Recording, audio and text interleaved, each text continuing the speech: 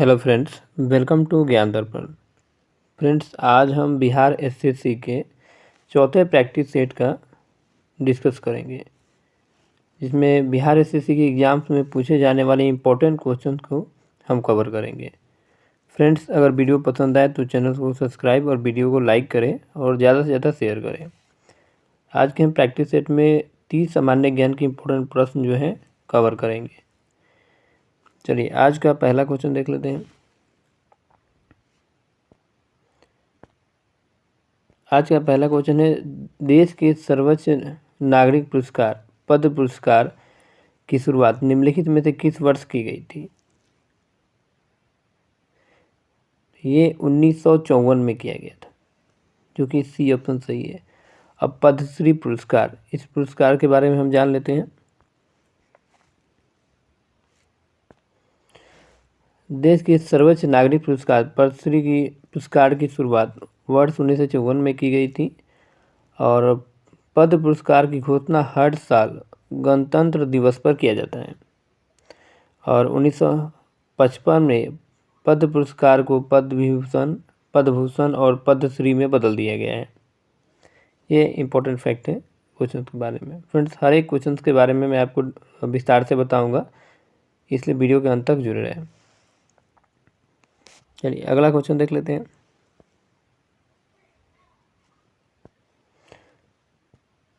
प्रख्यात संगीतकार अरविंद पारखी निम्नलिखित में से किस वाद्य यंत्र से संबंधित है? ये सितार से संबंधित है, जो कि ए ऑप्शन सही है। चलिए, अरविंद पारखी, इनके बारे में इंपोर्टेंट फैक्ट हम देख लेते हैं।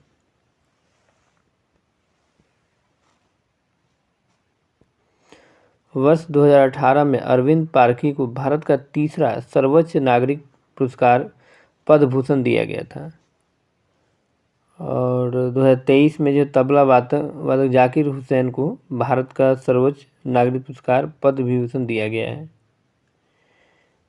और पार्श्व गायिका सुमन कल्याणपुर को पद्म भूषण 2023 से सम्मानित किया गया है। इम्पोर्टेंट फैक्ट है जो आपको याद करने होंगे 2023 से। छत्तीसगढ़ की पंडवानी गायिका उषा बारले अभिनेत्री रवीना टंडन को 2023 पद्मश्री से सम्मानित किया गया है और किराना घराना की प्रसिद्ध भारतीय शास्त्रीय संगीत गायिका डॉक्टर प्रभा अत्रे को पद्म विभूषण 2022 से सम्मानित किया गया था। ये इंपॉर्टेंट फैक्ट है जो आपको याद करने होगा। फ्रेंड्स, आप पीडीएफ को टेलीग्राम से भी हमारे डाउनलोड कर सकते हैं। टेलीग्राम की लिंक हम आपको वीडियो के डिस्क्रिप्शन में प्रोवाइड कर देंगे। चलिए, अगला क्वेश्चन देख लेते हैं। निम्नलिखित में से किस राजवंश के शासनकाल को इतिहास का स्वर्ण काल कहा जाता है? तो गुप्त राजवंश के, क्योंकि सी ऑप्शन सही है। अब गुप्त राजवंश, इसके बारे में हम जान लेते हैं, डिस्कस कर लेते हैं। गुप्त काल में कला एवं इतिहास में हुई प्रगति के आधार पर इस काल को प्राचीन भारत का स्वर्ण युग कहा जाता है और गुप्त साम्राज्य की शासन व्यवस्था जो थी राजतंत्रात्मक थी और गुप्त वंश के शासकों ने मंदिरों एवं ब्राह्मणों को सबसे अधिक ग्राम अनुदान में दिए थे और गुर्जर प्रतिहार वंश का संस्थापक नागभट्ट था, ये ऑप्शन में है, और लोधी वंश का संस्थापक बहलोल लोधी था। ये इंपॉर्टेंट फैक्ट आपको याद करने होंगे। निम्नलिखित में से किसने इन कस्टडी उपन्यास लिखा है? तो ये अनीता देसाई ने लिखा है, जो कि डी ऑप्शन सही है। अब अनीता देसाई के बारे में जान लेते हैं।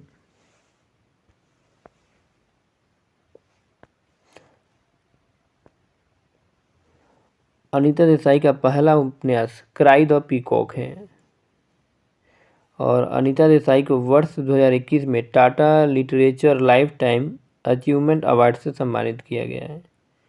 ये इंपॉर्टेंट फैक्ट है अनीता देसाई के संबंध में। चलिए, अगला क्वेश्चन देख लेते हैं। फ्रेंड्स, अगर वीडियो पसंद आ रहा है तो चैनल को सब्सक्राइब और वीडियो को लाइक करें।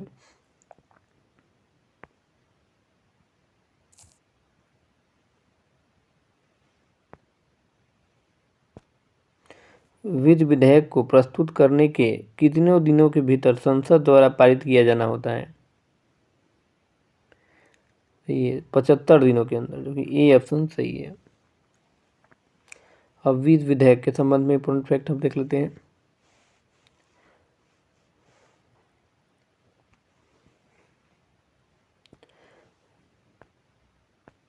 विधि विधेयक को प्रस्तुत करने के लिए 75 दिनों के भीतर संसद द्वारा पारित किया जाना होता है और विधि विधेयक को पारित करने की प्रक्रिया अनुच्छेद 117 में बताई गई है। और धन विधेयक का परिभाषा अनुच्छेद 110 में दिया गया है। विधि विधेयक और धन विधेयक भी है, तो अनुच्छेद 109 में धन विधेयक की प्रक्रिया से संबंधित है।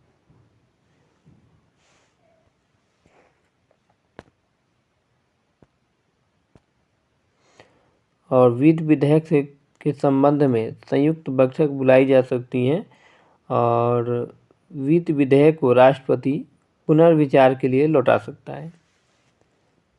ये इम्पोर्टेंट फैक्ट है इस क्वेश्चन के बारे में। चलिए अगला क्वेश्चन देख लेते हैं।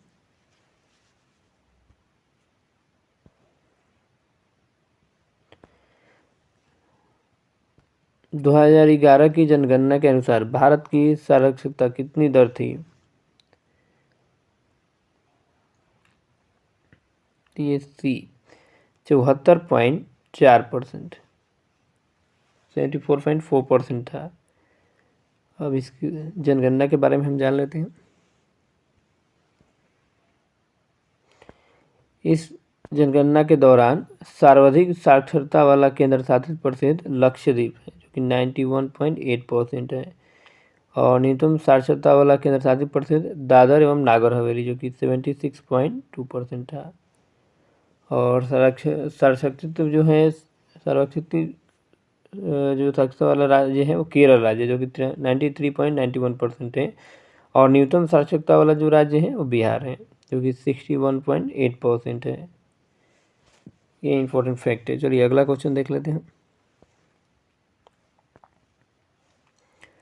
कृष्णराज सागर बांध को किस नदी पर बनाया गया है? तो ये कावेरी नदी पर बनाया गया है, जो कि ए ऑप्शन सही है। अब कृष्णराज सागर बांध, इसके बारे में हम व्याख्या कर लेते हैं।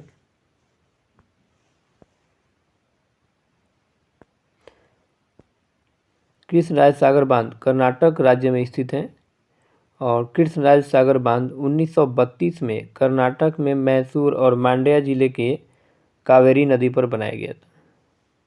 ठीक, कहाँ स्थित है? तो कर्नाटक के मैसूर और मांड्या जिले के बीच में स्थित है। और इस बांध का नामकरण मैसूर के तत्कालिक शासक कृष्णराज वाडेयर चतुर्थ के नाम पर रखा गया है। और इस बांध की रचना सर एम विश्वेश्वरैया द्वारा की गई थी। और इस बांध के पानी से प्रमुख लाभांवित राज्य है तमिलनाडु। यह इंपॉर्टेंट फैक्ट है क्वेश्चन के बारे में। चलिए अगला क्वेश्चन देख लेते हैं। अगला क्वेश्चन है, लाइफ ऑफ पाई नामक उपन्यास के लेखक लेखिका निम्नलिखित में से कौन है? तो यान मार्टल है, जो कि डी ऑप्शन सही है। अब लाइफ ऑफ पाई, इसके लेखक यान मार्टल है। इसके संबंध में व्याख्या हम देख लेते हैं। लाइफ ऑफ पाई नामक उपन्यास के लेखक यान मार्टल है। लाइफ ऑफ पाई 2001 में प्रकाशित यान मार्टल द्वारा कनाडाई साहसिक उपन्यास है। ये कनाडा से संबंधित है। चलिए अगला क्वेश्चन देख लेते हैं। भारत की संप्रभुता, एकता, अखंडता को बनाए रखना और उसकी रक्षा करना ये किस प्रकार का अधिकार है? तो ये मौलिक कर्तव्य है, जो कि डी ऑप्शन सही है। और मौलिक कर्तव्य, इसके बारे में इंपॉर्टेंट फैक्ट हम देख लेते हैं इस क्वेश्चन से जुड़े हुए।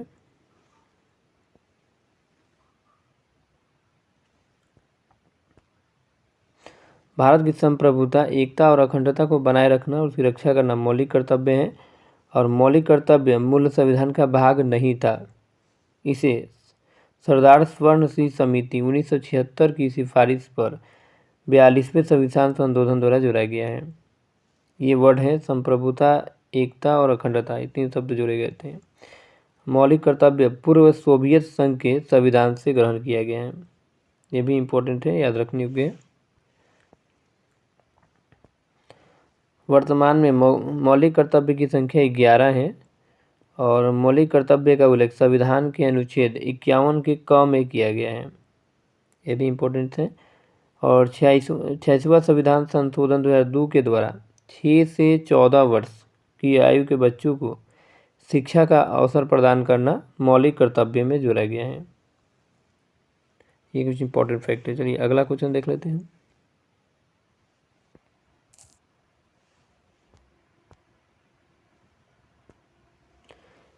लॉर्ड चैम्सफोर्ड ने 1919 में जालियांवाला बाग की घटना की जांच के लिए किस समिति का गठन किया था?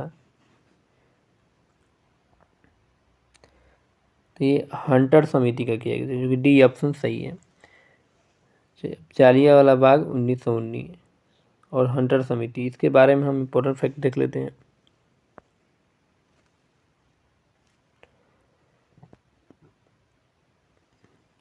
लॉर्ड चैम्सफोर्ड ने 1919 में जालियांवाला बाग की घटना के लिए हंटर समिति का गठन किया था और अब 13 अप्रैल 1919 को अमृतसर के जालियांवाला बाग में एक विशाल जनसभा पर जनरल डायर ने गोली चलवा दी थी। इसके कारण जो है इसकी जांच के लिए ये समिति का गठन किया गया था। इसमें और भी फैक्ट हम देख लेते हैं।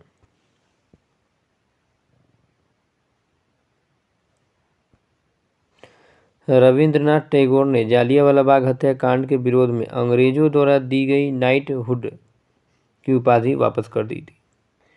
और दीनबंधु CF एंड्रूज ने इस हत्याकांड को जानबूझकर की गई हत्या कहा। शंकर नायर ने वायसराय की कार्यकारी के सदस्य पद त्यागपत्र दे दिया था।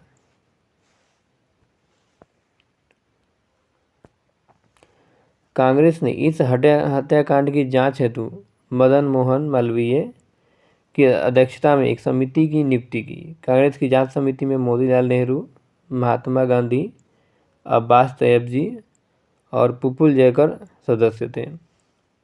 कांग्रेस की जांच समिति ने अपने रिपोर्ट में जनरल ओ डायर की निंदा की तथा इसके निर्णय को विवेकहीन एवं भावावेश में उठाया गया कदम बताया।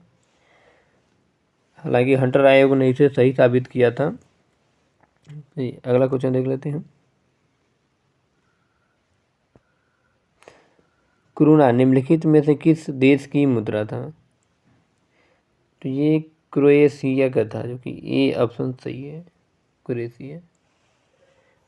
अब क्रोएशिया और क्रूना, इसके बारे में इंपॉर्टेंट फैक्ट हम देख लेते हैं।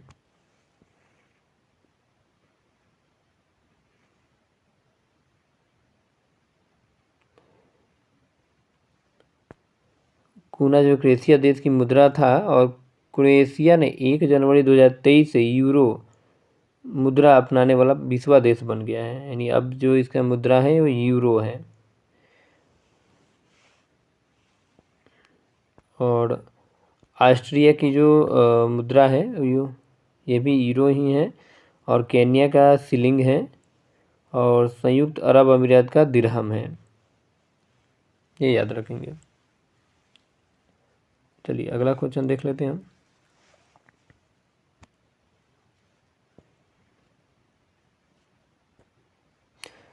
लॉर्ड कजन द्वारा बंगाल विभाजन के निर्णय का वास्तविक कारण किसे माना जाता है? तो ये सी ऑप्शन सही है, अंग्रेजों की फूट डालो और राज करो की नीति। इसका सी ऑप्शन सही है। चलिए इस क्वेश्चन जुड़े इंपॉर्टेंट फैक्ट हम देख लेते हैं बंगाल विभाजन से संबंधित। लॉर्ड कजन ने 19 जुलाई 1905 को बंगाल विभाजन की घोषणा की थी और 16 अक्टूबर 1905 को बंगाल विभाजन प्रभावी हो गया था। बंगाल विभाजन के बाद स्वदेशी आंदोलन शुरू हो गया था और बंगाल में ब्रिटेन की वस्तुओं को बहिष्कार का सुझाव सर्वप्रथम जो है कृष्ण कुमार ने किया मित्र संजीवनी समाचार पत्र के माध्यम से दिया था। ये इंपॉर्टेंट फैक्ट है। चलिए अगला क्वेश्चन देख लेते हैं। निम्नलिखित में से कौन सा जलडमरू मध्य रूस और संयुक्त राज्य अमेरिका के एक राज्य के बीच संबंधित है? ये बेरिंग जलडमरू मध्य, यानी कि इसका डी ऑप्शन सही है। अब बेरिंग जलडमरू मध्य के बारे में हम देख लेते हैं।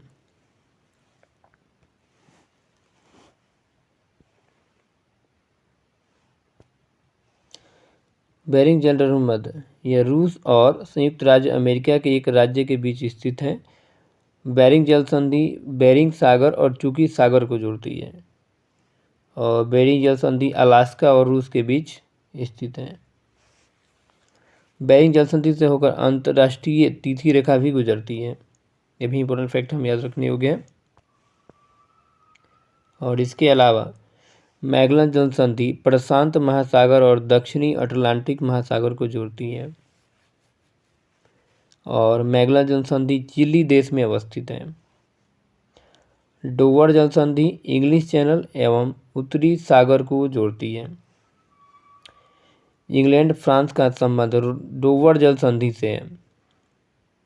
पाक की खाड़ी और बंगाल की खाड़ी को जोड़ती है। और इसके अलावा मक्सकार जल संधि जावा सागर और सेलिबोज सागर को जोड़ती है, और मक्कासार जल संधि इंडोनेशिया में स्थित है। ये कुछ इंपॉर्टेंट फैक्ट है जो कि आपको याद करनी होगी। चलिए अगला क्वेश्चन देख लेते हैं।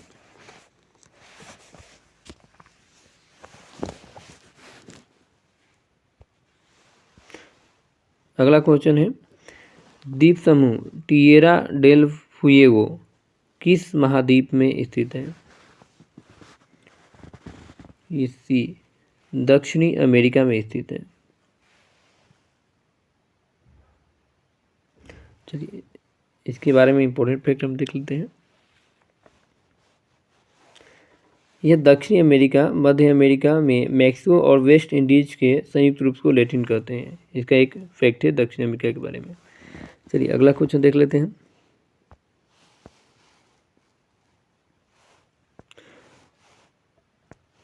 अफ्रीकी देश घाना की राजधानी कहाँ है? तो ये बी अक्रा, जो कि बी ऑप्शन सही है। अब यहाँ ऑप्शन में अस्मारा, मपूतो, डकार। अस्मारा की राजधानी इरिटिया है, तो ये अस्मारा इरिटिया की राजधानी है, और मपूतो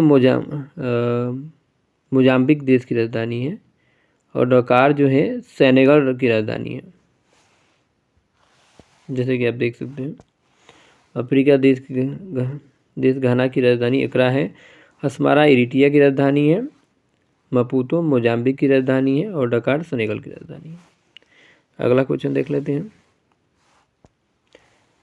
मंगोलिया देश निम्नलिखित में से किस महाद्वीप पर स्थित है? तो ये एशिया महाद्वीप पर स्थित है, जो कि सी ऑप्शन सही है। और मंगोलिया देश, इसके बारे में इंपॉर्टेंट फैक्ट हम देख लेते हैं।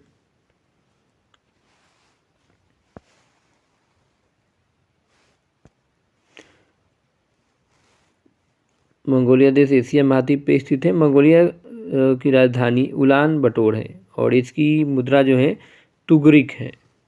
ये इंपॉर्टेंट फैक्ट है।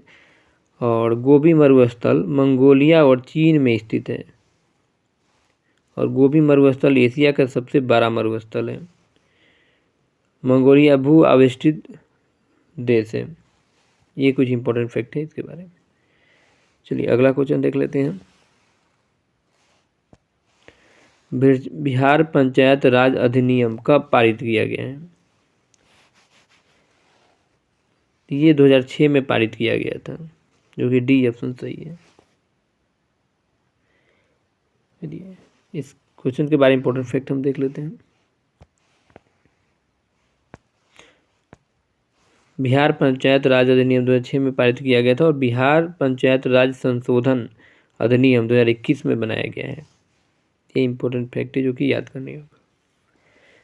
चलिए अगला क्वेश्चन देख लेते हैं।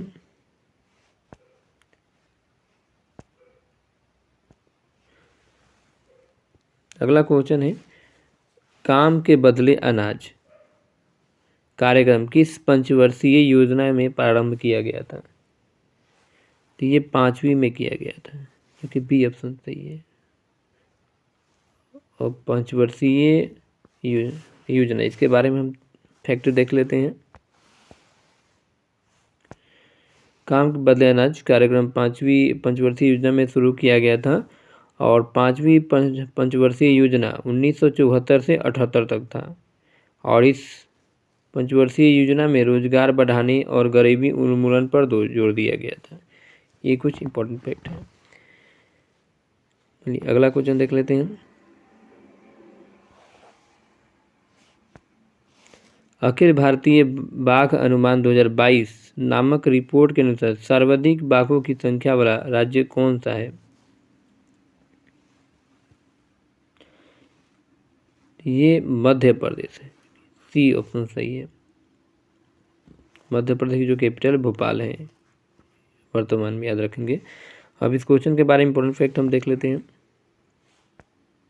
अखिल भारतीय बाघ अनुमान 2022 नामक रिपोर्ट के अनुसार सर्वाधिक बाघों की संख्या जो है मध्य प्रदेश में है। और 2022 की बाघ की गणना के अनुसार मध्य प्रदेश में बाघों की संख्या 785 है, 785 है। चलिए अगला क्वेश्चन देख लेते हैं। आईसीसी पुरुष एकदिवसीय क्रिकेट विश्व कप 2023 की मेजबानी कौन सा देश किया है?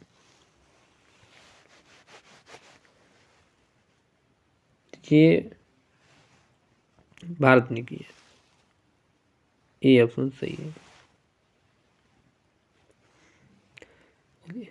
इसके बारे में इंपॉर्टेंट फैक्ट हम देख लेते हैं।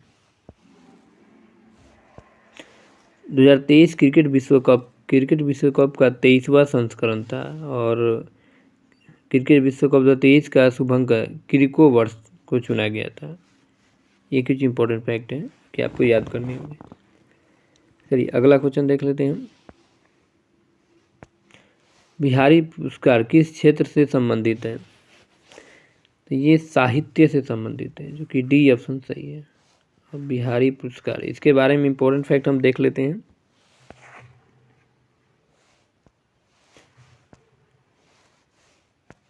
बिहारी पुरस्कार साहित्य क्षेत्र से संबंधित हैं और यह के बिरला फाउंडेशन के साहित्य के क्षेत्र में योगदान के लिए 1991 ईस्वी में कवि बिहारी लाल के नाम पर स्थापित किया गया है।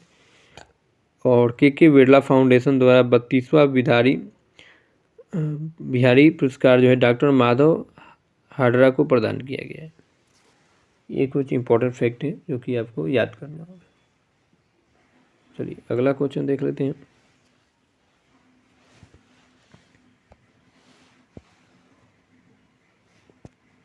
कौन सा राज्य महिला एशियाई चैंपियन ट्रॉफी 2023 की मेजबानी किया है? ये झारखंड ने किया है, जो कि ए ऑप्शन सही है। चलिए अगला क्वेश्चन देख लेते हैं। सात्विक साईराज, रंकी रेड्डी और चिराग शेट्टी किस खेल से संबंधित हैं? तो ये बैडमिंटन से संबंधित, जो कि ए ऑप्शन सही है। अब बैडमिंटन, इसके बारे में हम फैक्ट देख लेते हैं। विश्व बैडमिंटन चैंपियनशिप की जो शुरुआत है 1977 में हुआ है। चलिए अगला क्वेश्चन देख लेते हैं। विश्व खुशहाली रिपोर्ट 2023 में भारत का स्थान क्या है? तो ये 126वां है, जो कि डी ऑप्शन सही है। अब विश्व खुशहाली रिपोर्ट, इसके बारे में इंपॉर्टेंट फैक्ट हम देख लेते हैं। विश्व खुशहाली रिपोर्ट 2023 में भारत का स्थान 126वां है और यह रिपोर्ट यूएनएसडी द्वारा जारी किया जाता है। इस रिपोर्ट में शीर्ष पर फिनलैंड है और विश्व प्रेस स्वतंत्रता सूचकांक 2023 में भारत का जो स्थान है 161वां है और 2022 में 150वां था। अगला क्वेश्चन देख लेते हैं। एक जिला एक उत्पाद किस केंद्रीय मंत्रालय द्वारा प्रारंभ किया गया है? करंट का क्वेश्चन है। ये ग्रामीण विकास मंत्रालय द्वारा किया गया, जो कि ये ऑप्शन सही है। चलिए अगला क्वेश्चन देख लेते हैं। निम्नलिखित में से कौन सा रोग मच्छरों द्वारा फैलता है? फाइलेरिया है, पेंचा रोग, निमोनिया है, तो फाइलेरिया है, जो कि ये ऑप्शन सही है। अब क्वेश्चन वाला इंपॉर्टेंट फैक्ट हम देख लेते हैं। फाइलेरिया रोग को हाथी पाँव रोग भी कहते हैं और फाइलेरिया परजीवी क्यूलेक्स एंटी फंगस मादा मच्छर से होने वाला रोग है और फाइलेरिया में लिम्फ जो है प्रभावित होता है। हाथी पाँव रोग का कारण निम्नलिखित 3 प्रकार के फाइलेरिया परजीवी होते हैं। कौन कौन से हम देख लेते हैं। एक है बुचेरिया बेनोक्रॉप्टी, दूसरा ब्रिगिया मलाई और तीसरा ब्रिगिया तिमोरी मलेरिया मादा एनोफिलीज के मच्छर के काटने से होता है।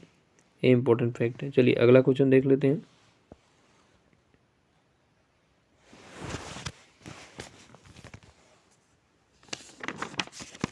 अगला क्वेश्चन है, निम्नलिखित में से किस तत्व के लवण प्रायः नीले रंग के होते हैं?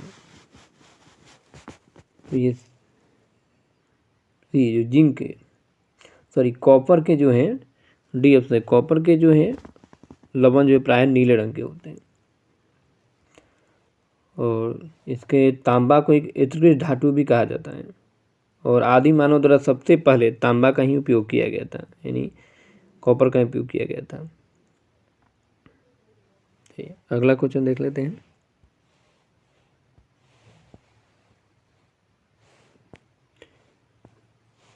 नींबू के रस का पीएच मान लगभग होता है, यानी कितना होता है, ये पूछा गया है। तो ये 2 होता है, जो कि बी ऑप्शन सही है। चलिए अगला क्वेश्चन देख लेते हैं।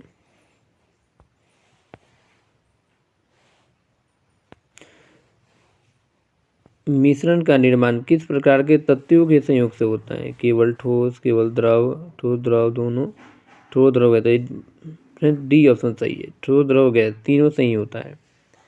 चलिए आज के वीडियो का लास्ट क्वेश्चन देख लेते हैं।